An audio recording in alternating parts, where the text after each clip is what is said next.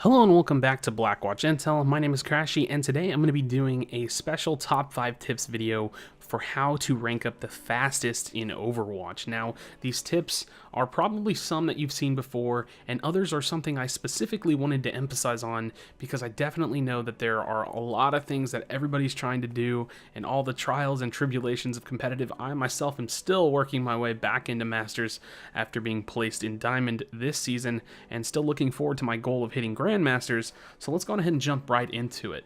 Tip number 1, you want a duo queue and you want your duo queue hero picks to synergize. Now, obviously, this is a very simple tip. This is definitely something you should have seen coming in this video, but you want to queue with 2 people. You don't want any wonky matchmaking with 3 or more people, and you don't want the weird matchmaking of playing in a 6-stack. You don't want to do that. What you want to do is you want to play in a duo, and you want your 2 heroes to synergize.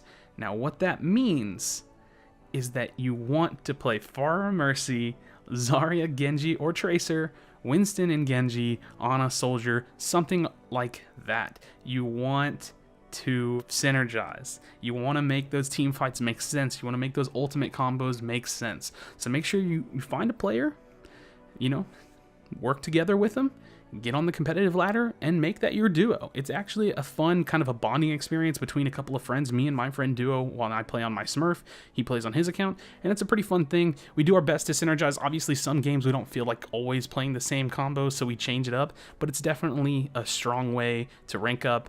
Definitely a strong way to rank up if you're playing Pharah Mercy. So, tip number 2, master a role, but have a main hero and possibly 2 main heroes. So I say this on purpose, master a role. I myself have put almost all of my time into the DPS role. Now with that said, my duo is going to be playing a different role most of the time. He's going to be a healing main. He's going to be a tank main. You don't want to duo with someone who's always going to be a DPS main with you or always going to be a support main with you, because you know you're going to run into players who also want to play those roles. So have a main, have a mastered role, and be pretty strong on at least 2 of the heroes that fill that role in the current meta, and have a duo that plays a different role. Tip number 3, be flexible.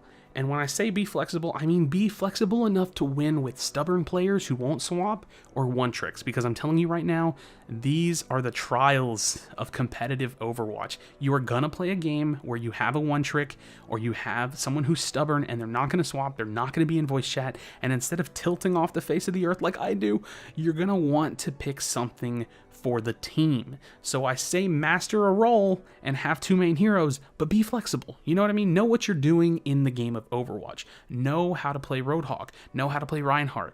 Be flexible enough to get the wins on the games that you probably shouldn't win. That's a really important tip. You want to keep the SR gain going up and not going down. So win those hard games by being a flexible player. Number 4, and this is one I don't see that often, and I think it's a really important tip. I want to see this more from people in the competitive Overwatch ladder. Be a vocal leader. Communicate the very best you can. Throw out shot calls. Throw out target calling. Tell people what you see. Let everybody know your vision. When you give them that information, it gives them the pieces they need for split-second decisions, and it makes you win games. Now, it's hard to do sometimes. You might be in a weird headspace, you don't want to talk, and I get that way too. There are a lot of games, and I realized it when I became a vocal leader and I was shot calling and target calling, the team fights in the games just went really, really smooth.